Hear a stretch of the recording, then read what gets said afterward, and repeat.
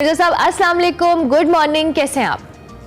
वालेकुम अस्सलाम अरमला, मैं बिल्कुल ठीक हूँ। सुबह खैर। आप लगता है आज आप अकेली हैं? बिल्कुल मिर्जा साहब, मैं अकेली हूँ, लेकिन अब आपने मुझे ज्वाइन कर लिया तो मैं जरूर चाहूंगी कि आप अपना ये जो प्रिस्क्रिप्शन है ना, ये हमारे प्लेयर्स को भी दें। बीमार हो गए, क्या मसला है इनको? ये खाने खा रहे हैं, ज्यादा घूम फिर रहे हैं, पहले अनफिट थे, अब उसके बाद वायरल बुखार हो गया है, ये तो मामला नहीं सही। आपने प्रिस्क्रिप्शन की बात की, कहते हैं ना कि नीम हकीम खतरे जान। अगर मैंने कोई प्रिस्क्रिप्शन लिख दी तो कबाड़ा हो जाएगा, लेकिन मैं क्रिकेट के हवाले से जरूर आपको बता सकता हूं कि कुछ प्लेयर्स को जरूर वायरल फीवर हुआ था, लेकिन इस बात के कभी इम्कान है कि 20 तारीख को मैच है और अभी 1-2 दिन बाकी हैं तो वो फिट हो जाएंगे। लेकिन पाकिस्तानी टीम में चेंजेस के बारे में कहा जा रहा है कि उसामा मीर को खिलाया जाएगा और ये भी कहा जा रहा है कि शायद नायब कप्तान शादाब खान को रेस्ट करा दिया जाए। तो अभी तक इत्तलात यही है। कल आज फुल प्रैक्टिस है पाकिस्तान की, तो आज प्रैक्टिस के बाद पता चलेगा। और आपने खानों की बात की तो बेंगलोर में, चूंकि साउथ इंडिया है, वहाँ इडली वड़ा सांबा, मैं गया हूँ बेंगलोर में, वो मिलता है। चावल के आटे का बना हुआ डोसा, इडली, वो सारी चीजें मिलती हैं। तो ये यकीनन अवॉइड कर रहे होंगे चावल की चीजों से, क्योंकि इनको अपना डाइट प्लान भी रखना है। डॉक्टर साहब भी साथ गए में, टीम के असल डॉक्टर सोहेल सलीम। तो अब देखते हैं कि क्या होता है। लेकिन पाकिस्तान की टीम के लिए ये बड़ा चैलेंजिंग मैच होगा, क्योंकि ऑस्ट्रेलिया अंडर प्रेशर है। अगर पाकिस्तान जीत जाता है ऑस्ट्रेलिया से तो फिर ऑस्ट्रेलिया के लिए बहुत मुश्किलात पैदा हो जाएंगी।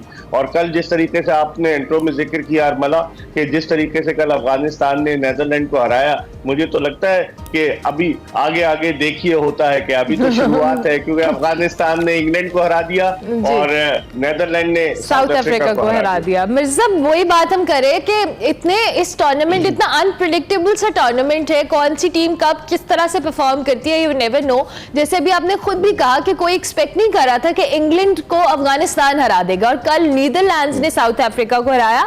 तो इसमें कोई भी टीम, इसको हम लाइट नहीं ले सकते। पाकिस्तान के पर्सपेक्टिव से अगर हम बात करें, आगे ऑस्ट्रेलिया है या दीगर टीम्स हैं, तो नीदरलैंड्स की टीम भी तो फिर स्ट्रॉन्ग हुई जहां उन्होंने साउथ अफ्रीका को हरा दिया। बिल्कुल नीदरलैंड को क्रेडिट जाएगा। उसकी वजह यह है कि जब ये वर्ल्ड कप के लिए क्वालिफाई किया, तो क्वालिफाई करने के बाद बेचारों को कोई भी टीम वनडे नहीं खेलने के लिए आई इनसे। तो ये बहुत पहले जो है वो इंडिया आ गए और आकर उन्होंने प्रैक्टिस शुरू कर दी। मैंने पहले भी आपके प्रोग्राम में बताया कि अरमला, यहाँ काफी लड़के साउथ अफ्रीका से आए हुए हैं जो नीदरलैंड की, जिन्होंने नेशनलिटी ले ली है और उनको क्रिकेट खेलने का तजुर्बा है। तो कल कुछ साउथ अफ्रीकन ने भी अच्छा परफॉर्म किया। इनका कप्तान स्कॉट एडवर्ड जो है वो ऑस्ट्रेलिया से नीदरलैंड आ गया। तो कल जो साउथ अफ्रीकन ने परफॉर्म किया, उसको तो यही कह सकते हैं, इस घर को आग लग गई घर के चिराग से। बिल्कुल साउथ अफ्रीका को कोई तवक्को नहीं कर रहा था कि जीत जाए, वो नेदरलैंड जीत जाएगा, लेकिन नेदरलैंड जीत गया।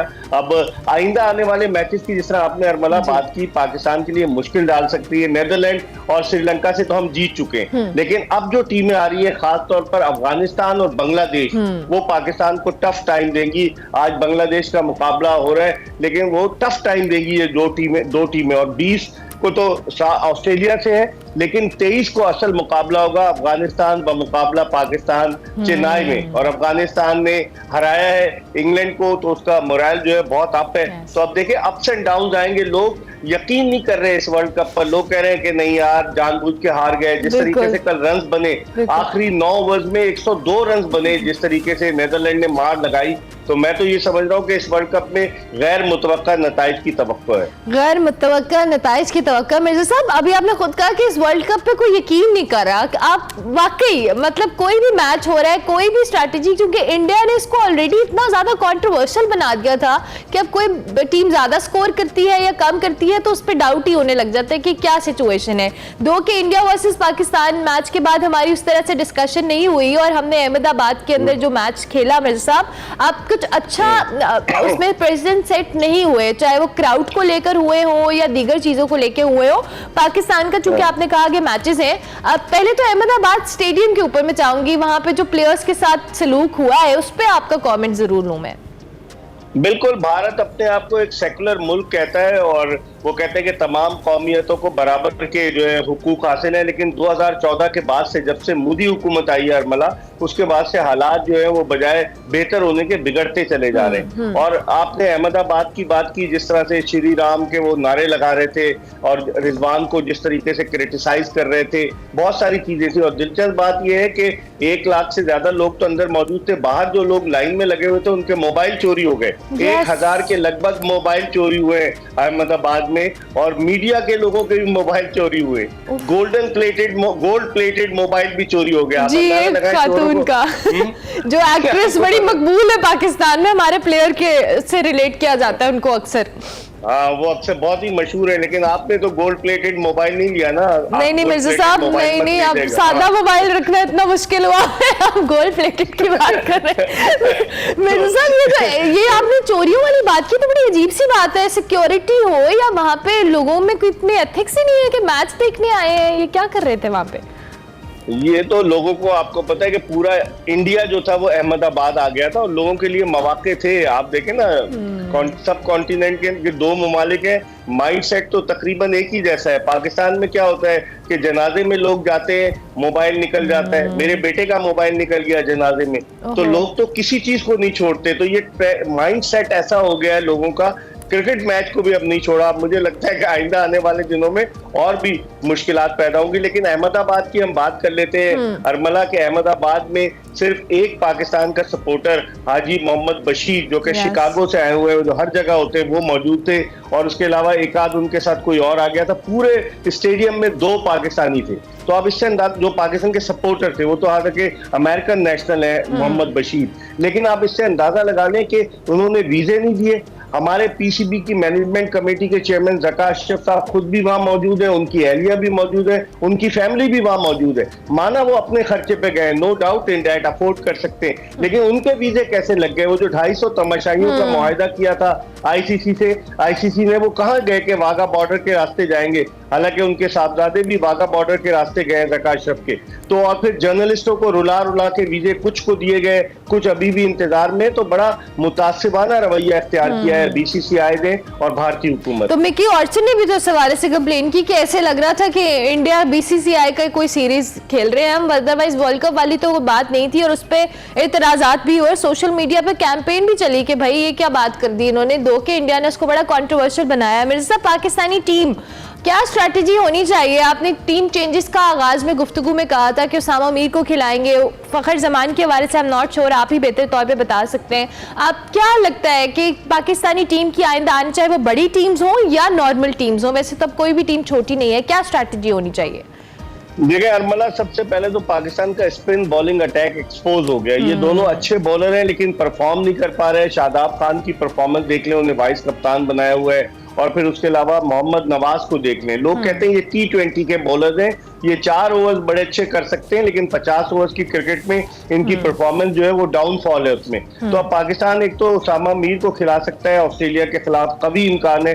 फिर उसके अलावा पेस बॉलिंग के शोबे में भी शायद पाकिस्तान अपने पेसर को मोहम्मद वसीम, जिनको लोग मथन चक्रवर्ती कहते हैं, काफी अच्छे से टीम के साथ वो ट्रैवल कर रहे हैं। एक खिलाड़ी उन्हें कह रहा था कि इकबाल भाई उसने चेने वेने गले में ऐसे डाली हुई कि जैसे वो मथन चक्रवर्ती है। तो मोहम्मद वसीम जो है वो भी, उसका भी चांस है, टैलेंटेड है, लेकिन उसको इतने अरसे से लेकर घूम रहे, या तो खिलाएं या तो सैर कराते हैं। और वो सर पे वो उनको जो पहनाया जाता है, आपने देखा है शॉल पहनाई जा रही है खिलाड़ियों को, और वो तो शुक्र है तिलक नहीं लगाई गई, वरना इंडिया में जब भी कोई टीम आती तो सर पे तिलक भी लगाई जाती है। लेकिन हालात ऐसे, मुझे लग रहा है कि इंशाल्लाह ताला पाकिस्तान अच्छा परफॉर्म करेगा, क्योंकि ऑस्ट्रेलिया की टीम गिरी हुई टीम है और पाकिस्तान की टीम जो है इंडिया के खिलाफ ठीक है हार गई, लेकिन अनप्रिडिक्टेबल टीम है। और इस टूर्नामेंट में बहुत सारी जो है गैर यकीनी चीजें होने जा रही हैं। गैर यकीनी, वैसे आप बड़ी अजीब सी बातें कहते हुए कि इंग्लैंड की टीम हल्की है, ऑस्ट्रेलिया की टीम हल्की है, कहते हुए सुनने में इतना अजीब लग रहा है, क्योंकि इन टीम्स को हम बड़ा स्ट्रॉन्ग टीम समझते हैं हमेशा से।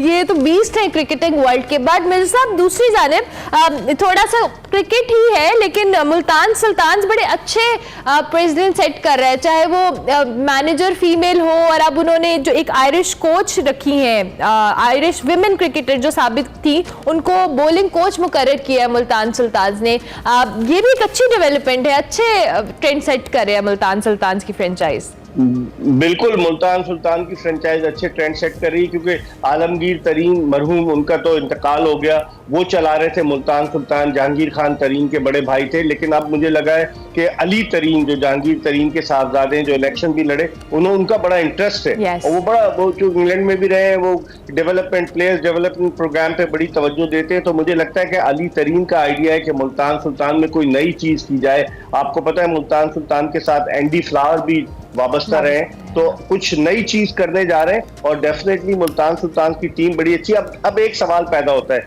कि मोहम्मद रिजवान क्या आयरिश खातून की कोचिंग में क्या करेंगे? क्या वैसे साहब आपने क्या बात निकाली है, वैसे मैंने ये नोटिस नहीं किया था। You are so right. हाँ, अब वो क्या करेंगे, क्योंकि जब वो इंटरव्यू भी मेल प्रेजेंटर को देते हैं, फीमेल प्रेजेंटर को एक दफा उन्होंने इंटरव्यू दिया, मुंह उधर करके, हाँ मुंह उधर करके किया था, जैनब उनके पीछे खड़ी हुई थी। हाँ, तो अब आप देख लें कि रिजवान के लिए क्या होगा, क्योंकि वो तो मेन प्लेयर है मुल्तान सुल्तान के। लेकिन ये यकीनन अभी इसको सेटल करेंगे अली तरीन किसी कुछ ना कुछ अली तरीन इसका कोई हल सोचेंगे तो सही, क्योंकि इतने मेन प्लेयर को अगर इस तरह वो अनकंफर्टेबल हैं तो जाहिर है कि उन पे होगा। मिर्जा जो रिजवान की, मोहम्मद रिजवान की आपने बात की, इनकी नमाज पढ़ने पे जो एतराज हुआ था और एक वकील साहब ने कोई दरखास्त भी दे दी है, मतलब ये अब इस बातों पे भी प्लेयर्स को निशाना बनाया जाएगा। वही मैं शुरू में मैंने अरमला कहा ना आपको कि एक भारत सेकुलर मुल्क अपने आप को कहता है कि तमाम मज़ाहिब के लोगों को आज़ादी हासिल है। तो आप देखें, अगर उसने नमाज पढ़ ली, कौन सा ऐसा गुनाह सरजद कर लिया? गेम नहीं, मतलब खेल को रोका नहीं गया, स्पेशली रुका हुआ था खेल, उस वक्त उसने पढ़ ली। आप फुटबॉलर मोहम्मद सलाह की मिसाल ले लें। मोहम्मद सलाह तो जब वहां पर वो इंग्लैंड दूसरे यूरोपीय ममालिक में जहां पर के मुसलमान हैं, लेकिन वहां पर आज़ादी है, यहाँ पर आज़ादी है, वो मोहम्मद सलाह भी नमाज पढ़ते हैं और देखा मैंने उसकी तस्वीर। तो ये तो इनका मुतासिबाना रवैया मोदी गवर्नमेंट की फाशिस्ट हुकूमत को ये रिफ्लेक्ट एक्सपोज होती है इंडिया की ऐसी हरकतों से, उनकी जो स्टेट है। Thank you very much Mirza साहब, हमेशा की तरह बड़ा अच्छा लगा आपसे बातें करके। वैसे तो इतनी लाइटर टोन में बातें होती हैं, मजा आता है क्रिकेट पे बात करने का। मिर्जा इकबाल बेग हमारे साथ मौजूद थे, डॉक्टर ऑफ क्रिकेट। क्रिकेट के हवाले से बोली थी, पाकिस्तान फ्राइडे को मैच खेलेगा अपना, और देखते हैं क्या बनेगा। ऑस्ट्रेलिया के साथ पाकिस्तान का मैच है।